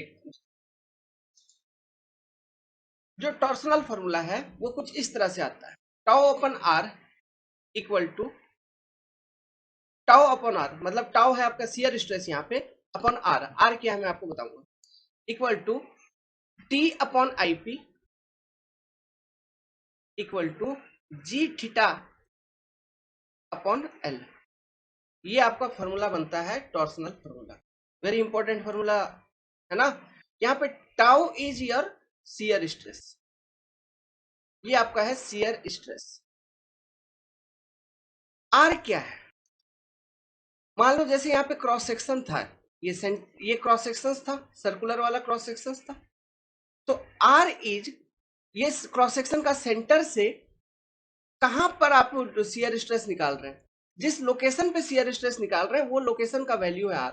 मतलब सेंटर से हमेशा मेजरमेंट होता है आर का, ठीक है, सेंटर से, सेंटर, ठीक है। जैसे टाउ मेरे को बतानी है यहां पर, इस वाले यहां पर टाउ, तो सेंटर से वो कितना रेडियल डिस्टेंस पे लोकेटेड है, वो पॉइंट क्रॉस सेक्शन के ऊपर जहां पे तुमको शियर स्ट्रेस का मैग्नीट्यूड बताना है, that is your r. R का मेजरमेंट हमेशा सेंटर से होता है, क्रॉस सेक्शन के सेंटर से होता है, always from centre of section, centre of section. और एक चीज ध्यान रखना, जो आप टॉर्सन देखोगे ना, टॉर्सन, टॉर्सन वाले चैप्टर में जितने भी क्रॉस सेक्शन होंगे वो एक ही होंगे, सर्कुलर। इसका लॉजिक क्या मैं आगे चल के बताऊंगा। हम सर्कुलर क्रॉस सेक्शन पे ही टॉर्सन का एनालिसिस करते हैं, रेक्टेंगुलर, स्क्वायर वगैरह ये सब सेक्शन पे आपको टॉर्सन का एनालिसिस नहीं पूछता कोई भी कभी भी, क्योंकि वो सभी बीटेक लेवल पे वो सिलेबस है ही नहीं, वो हम लोग जानते हैं। देखो प्रोफाइल देखो, स्ट्रक्चर एमटेक, मेरे को मालूम है बहुत अच्छे तरीके से। आप एमटेक में जाओगे स्ट्रक्चर में तो वहां एक चैप्टर आती है, थ्योरी सब्जेक्ट आती है, theory of elasticity and plasticity. उस सब्जेक्ट के अंदर डीप डीप में फिर इन सब चीज मतलब डिफरेंट डिफरेंट क्रॉस सेक्शंस के ऊपर, elliptical cross section, rectangular cross section, है ना, T section, different different sections के ऊपर टॉर्सन का वेरिएशन कैसा होगा, मतलब टॉर्सन का इफेक्ट क्या होगा, उसके कारण शियर स्ट्रेसेस की वेरिएशन वगैरह क्या होगी, उसका डेरिवेशन करवाया जाता है। कॉम्प्लेक्स बहुत बड़े बड़े इक्वेशंस निकलते हैं, वो सब चीजें कंप्यूटर से सॉल्व होती है, ठीक है। तो वो आपका बीटेक सिलेबस पे नहीं है, कोई नहीं पूछेगा, कभी नहीं पूछेगा, आते भी नहीं है। एक बस रेक्टेंगुलर क्रॉस सेक्शंस का हमको पढ़ना होता है, वो भी आरसीसी में पढ़ना होता है और कहीं नहीं पढ़ना है, ठीक है। तो अभी यहाँ पे कुछ नहीं पढ़ेंगे, कुछ नहीं पढ़ेंगे मतलब पढ़ने का, सर्कुलर क्रॉस सेक्शंस के ऊपर ही केवल हम लोग फोकस करेंगे। तो हमेशा आपको सर्कुलर क्रॉस सेक्शंस देगा, तो वो जो भी सर्कुलर क्रॉस सेक्शंस है उसके सेंटर से कितने डिस्टेंस एबव आपको शियर स्ट्रेस बतानी है, टाउ का वैल्यू वो है ये आर, है ना। तो distance above, distance above this centre of section where shear stress to be found, shear stress to be found, ठीक है, इतना। नाउ टी क्या है, टी जो होता है ना इस सेक्शन के ऊपर, जैसे टॉर्सन कितना एक्ट कर रहा है, T torsion at this section, torque applied at section, torsion या टॉर्क, है ना, torque applied at the section. Now IP क्या है, इसको पोलर मोमेंट ऑफ एरिया बोल, ठीक है, इसको पोलर मोमेंट ऑफ एरिया बोलते हैं। ये मैं बताऊंगा कैसे निकालते हैं, अभी जब जरूरत नहीं है तो इसलिए नहीं बता रहा हूं, लेकिन आगे चल के बताऊंगा, ठीक है। इसको बोलते हैं पोलर मोमेंट ऑफ एरिया। बस यहीं से आपका काम हो जाएगा। अब देखिए ये जी थीटा क्या है, एल क्या है, एल मतलब length of the member, theta मतलब एंगल ऑफ ट्विस्ट, और जी शियर मॉडुलस उसको बोला जाता है, ठीक है। जैसे यंग्स मॉडुलस ऑफ इलास्टिसिटी होता है ई, उसी तरह होता है जी। तो ये सब चीजें आएंगे धीरे धीरे, तो जैसे जैसे आएंगे वैसे वैसे मैं आपको एक्सप्लेन करता चलूंगा। अभी देखिए, अभी जो अपने काम का चीज है उतना उतना उतना हम ले लेते हैं। अपने काम का चीज है ये दो, पहला दो टर्म है ना। तो पहला दो टर्म से अपने को क्या निकालना है, शियर स्ट्रेस का वेरिएशन देखना है एक पर्टिकुलर क्रॉस सेक्शन पे ड्यू टू टॉर्सन। तो टाउ इक्वल टू क्या हो जाएगा बाबू, T upon I P into R. तो किसी भी एक क्रॉस सेक्शन पे, किसी भी एक क्रॉस सेक्शन पे जो आपने टॉर्क लगाया है वो तो कांस्टेंट है, ये कांस्टेंट है। उस सेक्शन का आईपी होगा कांस्टेंट, ये भी वेरिएबल नहीं होता। तो torsion shear stress equal to उस पर्टिकुलर सेक्शन पे tau equal to some constant into r. मतलब आर का वैल्यू यहाँ पे देखो, constant into r, r power भी है कितना 1। मतलब this variation of shear stress कैसा होना चाहिए, लीनियर।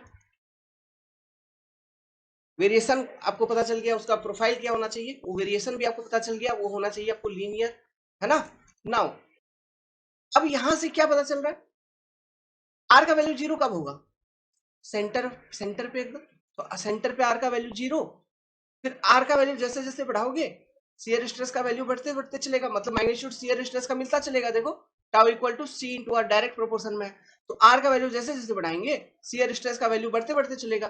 तो आर का वैल्यू मैक्सिमम कब होगा, फेरी फेरी पे, मतलब सेंटर से मैक्सिमम डिस्टेंस जो कि होगा फेरी फेरी, है ना। तो फेरी फेरी पे आर का वैल्यू होगा मैक्सिमम। तो फेरी फेरी जो होगा, क्रॉस सेक्शन का जो सरफेस होगा फेरी फेरी, वहां पे शियर स्ट्रेस होगी मैक्सिमम ड्यू टू टॉर्सन, यही मतलब है। और वेरिएशन कैसा, वो है लीनियर। यहां से क्लियर है, समझ में आ रहा है। और डिटेल पढ़ेंगे आगे चल के, लेकिन अभी बस वो मैं यहाँ पे लीनियर वेरिएशन आपको दिखाने जा रहा था, इसलिए ये थोड़ा सा मेरे को बताना पड़ा, ठीक है। तो ये देखो, अब इसका वेरिएशन अपने को मालूम चल गया कि शियर स्ट्रेस का जो वेरिएशन यहाँ पे होगा, सर वो तो आपने बोला अभी लीनियर होता है, ठीक है। तो वो वेरिएशन हम कैसे दिखाते हैं, एक्चुअली वो वेरिएशन हम कुछ due to torsion shear stress का वेरिएशन इस तरह से दिखा देते हैं। और यहाँ पे ना अगेन हम एरो नहीं दिखाएंगे, केवल लाइन बना के छोड़ देंगे। सेंटर पे zero and tau is maximum at periphery, और ये वेरिएशन इज लीनियर। हम एरो दिखाते ही नहीं है ना, हम बस लाइन बना के छोड़ देते हैं। ये लॉजिक हमेशा ध्यान रखना, शियर स्ट्रेस डिस्ट्रीब्यूशन वगैरह में एरो कभी नहीं दिखा देना। वो नॉर्मल स्ट्रेस डिस्ट्रीब्यूशन वगैरह में वो टेंसाइल है या कंप्रेसिव है, उसके अकॉर्डिंग हम एरो दिखाते हैं। बट यहाँ पे एरो नहीं दिखाते, है ना, क्योंकि shear stress exist minimum in two dimensional, इसलिए हम एरो नहीं दिखा पाएंगे। समझ गया बात को, ठीक है। तो ये चीज आप ध्यान रखना। तो इस तरह से इसका डिस्ट्रीब्यूशन बताया जाता है, लीनियर वेरिएशन है, और सेंटर पे जीरो, और मैक्सिमम आपको मिलेगा फेरी फेरी पे। और उसका वैल्यू क्या है नहीं है वो डिपेंड करेगा टॉर्सन के ऊपर। जैसे ये फॉर्मूला आपने अभी निकाला, उस सेक्शन के डायमेंशन के ऊपर निकाला, उसका वैल्यू तो आप निकाल ही लोगे। Tau max equal to r equal to कितना हो जाएगा, आर आर आर इस केस में मान लो इसका डायमीटर है डी, इसका डायमीटर है डी। तो आर मैक्सिमम क्या होगा, यहां से सेंटर से लेके फेरी फेरी तक का डिस्टेंस डी बाई टू, है ना। तो some constant into d by two, वहां पे आपको मिल जाएगी टाउ मैक्स। समझ में आ रहा है। अब वो कांस्टेंट क्या है, कांस्टेंट इज टॉर्सन का वैल्यू, उस सेक्शन पे टॉर्सनल मोमेंट कितना एक्ट कर रहा है, divided by second moment, sorry polar moment of area of that section, IP का वैल्यू वो कितना है, वो निकाल के फिर हम निकाल लेंगे टाउ मैक्सिमम। समझ में आया। तो ये अब लॉजिक ध्यान रखना, यहां से एक लॉजिक तुमको अभी पता चल गया स्टार्टिंग से ही कि टॉर्सन के कारण शियर स्ट्रेसेस डेवलप होते हैं, टॉर्सनल मूवमेंट के कारण, ठीक है। किसी भी एक पर्टिकुलर क्रॉस सेक्शन के ऊपर जो एंगल ऑफ ट्विस्ट होता है वो कांस्टेंट होता है, ये भी ठीक है। जो शियर स्ट्रेस का वेरिएशन होता है वो कुछ यूं होता है कि सेंटर पे शियर स्ट्रेस होती है जीरो, और मैक्सिमम आपको हमेशा फेरी फेरी पे मिलता है, ठीक है। ये दो तीन बातें आपको, और जो वेरिएशन प्रोफाइल है वो है लीनियर। तो टॉर्सन के कारण शियर स्ट्रेस वेरिएशन का ये सारा सिस्टम है। डायरेक्ट शियर स्ट्रेस वेरिएशन जो एक्चुअल वाला था उसका वेरिएशन प्रोफाइल था पैराबोलिक, वो याद रखना। वहां पे सेंटर पे होता था मैक्सिमम, टाउ मैक्स मिलता था सेंटर पे। लेकिन टॉर्सन के कारण जो शियर स्ट्रेस है उसका वेरिएशन है लीनियर, और सेंटर पे मिल रहा है तुमको जीरो। चीजें ध्यान रखिएगा, ठीक है, कंफ्यूजन नहीं है। तो ये सब चीज ऑब्जेक्टिव वगैरह में घूमते रहते हैं, है ना। तो ये तो मैं जस्ट आपको इंट्रोड्यूस करवा रहा हूँ चीजों से, ओके, जस्ट आपको आइडिया दे रहा हूँ कि ये है क्या। बहुत डिटेल में इन चैप्टर को पढ़ेंगे, बहुत ही डिटेल में, बहुत ही डिटेल, समझ रहा है ना, बहुत ही डिटेल मतलब ये समझो, जब इंट्रोड्यूस ऐसा कर रहा हूँ तो पढ़ाऊंगा जब, तो कितना और पढ़ाऊंगा, बहुत ही डिटेल में पढ़ेंगे, घबराने की जरूरत नहीं है। तुम इधर हो हमारे पास, ओके। बहुत बहुत बहुत दुनिया देखे इस तरह का, वो जो शोबाजी स्टारबाजी चलती है ना ऑनलाइन, बस शो है, डब्बा गुल, ठीक है। वेल तो इसको लिखना है आपको, ठीक है, ये लिखना है, ये डायग्राम वगैरह सब कुछ बनाना है जैसे जैसे मैं बनाते चल रहा हूँ, है ना। ये कंप्लीट करना है, ये सब चीजें भूलना नहीं है, ठीक है, कुछ भी नहीं भूलना है, पाप हो जाएगा। मैं जितना भी चीज कॉपी पे लिख रहा हूँ, जो भी सुना रहा हूँ, समझा रहा हूँ, जो बोल रहा हूँ उसको तो दिमाग में रखना है, और जो लिख रहा हूँ उसको कॉपी पे एकदम 100% लिखना है। ये पीडीएफ तो दे ही दूंगा, लेकिन उसका कोई मतलब नहीं है जब तक तुम अच्छे से नहीं लिखोगे कॉपी पे, ठीक है। आगे बढ़ते हैं। अच्छा आगे क्या बढ़ूं, यहीं पे और कुछ समझाता हूँ, देखो इसी को और अच्छे से लिखवाता हूँ थोड़ा सा। एक मिनट रुक जाओ यार, पेज आजा। ये जो टाउ है, शियर स्ट्रेस हमने निकाला, एट सम रेडियस आर निकाला, at radius r from centroid, है ना, फ्रॉम सेंटर लिख लो, ठीक है। ये और क्या, थीटा इक्वल टू क्या है यहाँ पे, ये एंगल ऑफ ट्विस्ट है ना, this is your angle of twist, angle of twist, theta. ये कांस्टेंट होता है किसी भी एक पर्टिकुलर सेक्शन पे, लेकिन लेंथ के अलोंग वेरी करती है, वो टॉर्सन में समझाऊंगा, ठीक है। It remains constant at the section but it varies along the length. ये length of the member, L मतलब length of the member, length of the member, length of the member मतलब 5 मीटर का member है, लेकिन ये cross section कहीं 2.5 metre पे है, तो पूरा 5 मीटर नहीं लिखना, वहां 2.5 मीटर लिखना है, ठीक है। मतलब जिस सेक्शन पे देख रहे हो, ओके। या फिर लेंथ ऑफ, ये अब छोड़ो इसको, एल मैं समझाऊंगा, लेंथ ऑफ द मतलब समझ गया ना बात को, ठीक है। तो लेंथ ऑफ द मेंबर लिख लोगे, अब इसे कंफ्यूजिंग हो जाएगा फालतू, ओके। नाउ क्या बता दूं थोड़ा सा कुछ और। अच्छा, जैसे बेंडिंग वाले फॉर्मूला में वहां पे m अपॉन आई था, आई क्या था, सेकेंड मोमेंट ऑफ एरिया हम लेते थे अबाउट दैट पर्टिकुलर एक्सिस, जिस एक्सिस के अबाउट बेंडिंग मोमेंट लग रही होती है। तो यहाँ पर वो ये जो आईपी है, वो पोलर मोमेंट ऑफ एरिया जो है, ये किस एक्सिस के अबाउट है, एक्स एक्सिस के अबाउट, है ना, ये एक्स एक्सिस के अबाउट है। तो जैसे वहां पे आई का मैंने आपको सिग्निफिकेंस बताया था, आई का वैल्यू जितना ज्यादा होगा बेंडिंग को उतना वो रजिस्ट कर पाएगा एक कोई क्रॉस सेक्शन। उसी तरह से हम यहाँ कह सकते हैं किसी भी एक सेक्शन का आईपी का वैल्यू जितना ज्यादा होगा, पोलर मोमेंट ऑफ एरिया, या फिर इसको पोलर मोमेंट ऑफ इनर्शिया भी बोला जाता है, ठीक है। लेकिन आप जो करेक्ट टर्म है यहाँ पे हम यूज करेंगे पोलर मोमेंट ऑफ एरिया। तो जो जिस भी सेक्शन का पोलर मोमेंट ऑफ एरिया ज्यादा, उसका ट्विस्ट टॉर्सन को रजिस्ट करने का क्षमता ज्यादा, twisting resistance will be more. मतलब आईपी का वैल्यू अगर किसी सेक्शन का ज्यादा है तो उसको आप जल्दी से ट्विस्ट नहीं कर पाएंगे, मतलब जल्दी से मोड़ नहीं पाएंगे, मोड़ने के लिए ज्यादा टॉर्सन लगाना पड़ेगा। समझ में आ रहा बात, ठीक है। आईपी ज्यादा, टॉर्सन मोड़ने के लिए जो चाहिए वो भी तुमको चाहिए ज्यादा। तो ये एक तरह से स्ट्रेंथ रिप्रेजेंट करता है उस सेक्शन का, आईपी ज्यादा, टॉर्सनल स्ट्रेंथ ऑफ मेंबर ज्यादा, टॉर्सनल रेजिस्टेंस ऑफ मेंबर ज्यादा। समझ गए। ये आईपी हम निकालते कैसे, परपेंडिकुलर एक्सिस थ्योरम को यूज करके हम बेसिकली आईपी को निकालते हैं।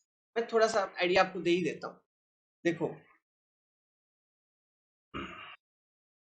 तो पहले लिखो, ये आईपी रिप्रेजेंट व्हाट,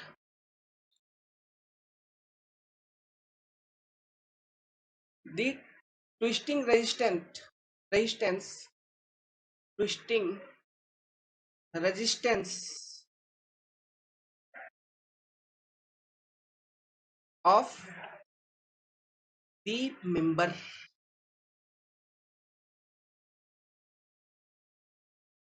समझ गया? लॉजिक क्लियर है बैकग्राउंड का? इसको कैलकुलेट किया जाता है by using perpendicular axis theorem. Perpendicular axis theorem, ये क्या है?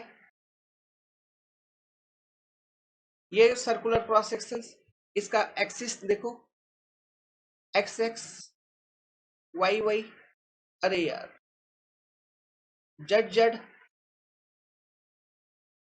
वाई वाई, और ये एक्स एक्स एक्सिस। ठीक है? और ये जो सर्कल है, लेट्स सपोज इसका डायमीटर है डी। इसका डायमीटर कितना है? डी है इसका डायमीटर। अच्छा एक चीज बताओ, ये सर्कल के केस में मैं एक सर्कल ले रहा हूं, इसमें कोई भी एक्सिस बनाओ यार जो सेंटर से पास कर रहा है, सभी एक्सिस के अबाउट सर्कल सिमेट्रिकल होता है बेसिकली। मतलब जो भी एक्सिस ले रहे हो ना, उस एक्सिस, सभी एक्सिस के अबाउट आई का वैल्यू आपका सेम होगा, और उसका आई का वैल्यू होता है पाई डी 4/64।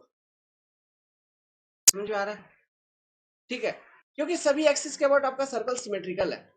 सिमेट्रिकल कहने का मतलब है, देखो पहले तो यही देख लो, वाई वाई एक्सिस देख लो। ठीक है, ऐसे एकदम सेंटर से पास करवा दिए, ये वाला हिस्सा, ये वाला हिस्सा, दोनों हिस्से एक जैसा इक्वल है, सर्कल लिया, कोई भी एक्सिस बना दिया, ऐसे बना दिया मैंने सेंटर से पास करता हुआ, ये हिस्सा सिमेट्रिकल है। ऐसा कोई भी एक्सिस आप ड्रॉ करोगे, हर एक एक्सिस के अबाउट सर्कल आपका सिमेट्रिकल होता है। ठीक है, इसका ये एक प्रॉपर्टी होता है, ध्यान रखना, कोई भी एक्सिस के अबाउट सर्कल आपका होगा सिमेट्रिकल। तो इसका जो किसी भी एक्सिस के अबाउट, जैसे आप आई जेड जेड इसका लिखोगे, आई जेड जेड, ठीक है, ये होगा पाई D 4/64।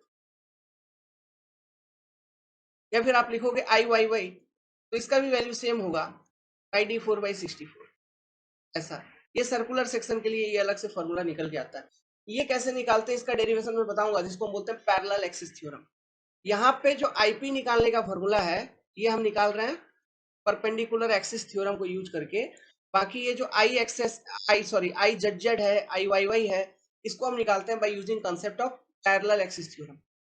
I will show you that, जब अपने को जरूरत पड़ेगी हम बहुत सारा कैलकुलेशन करेंगे by using this parallel axis theorem, पूरा सिविल इंजीनियरिंग में। अभी टेंशन मत लो, है ना, तुम मास्टर बन जाओगे इन सब चीजों में। ओके, ये सब चीजें अपने को करनी है, कैलकुलेशन का पार्ट है ये सब चीज, तो ऑब्वियसली मैं सिखाऊंगा ही, है ना, घबराने की जरूरत नहीं है। नाम पता, ये सब पढ़ाई अभी कर रहे हो तो लॉजिक वगैरह सब कुछ समझ के रखो। तो ये परपेंडिकुलर एक्सिस थ्योरम को यूज करके आप आई एक्स एक्स लिखोगे यहाँ पे बेसिकली, है ना, जो कि है IP of the section. Okay, तो ये हम क्या लिखते हैं, simply nothing but I Z Z plus I Y Y, sum होता है। ठीक है, तो यही होता है आपका आईपी। तो ये जैसे सर्कुलर सेक्शन का यहाँ पे बता ही दिया, उसी तरह रेक्टेंगुलर अगर सेक्शन है तो उसका एक्स एक्स एक्सिस, एक्सिस के अलावा अगर आपको लिखना है तो वो होगा आईपी। तो क्या लिखोगे, sum of second moment of area about both the axis. This is the formula of, जो रिजल्ट निकल के आता है बाई परपेंडिकुलर एक्सिस थ्योरम। ये फाइनल रिजल्ट निकल के आती है आई एक्स एक्स निकालने के लिए। तो यहाँ पे ऐड करूंगा अगर मैं, तो IP of this circular section क्या होगा, पाई डी 4/64 प्लस पाई डी 4/64, मतलब पाई डी 4/32।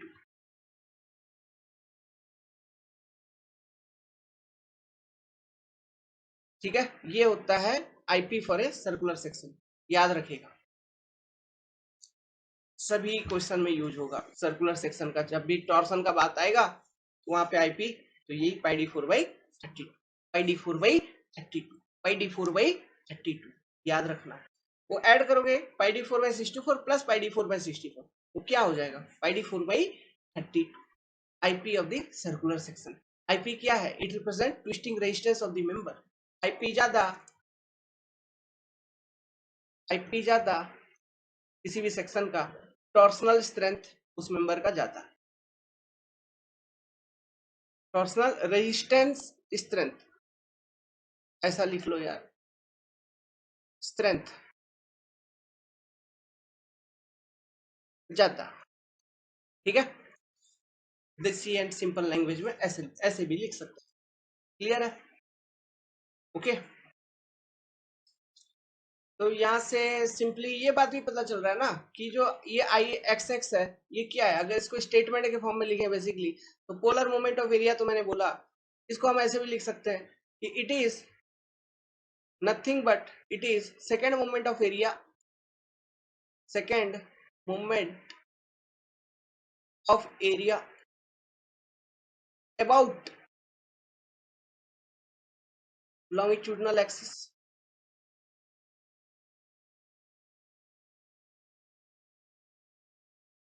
ऐसे भी तो लिख सकते हैं, ये longitudinal axis x x axis के अबाउट जो सेकेंड मोमेंट ऑफ एरिया निकल रहा है, यही है वो टाइप, और कुछ नहीं। ठीक है,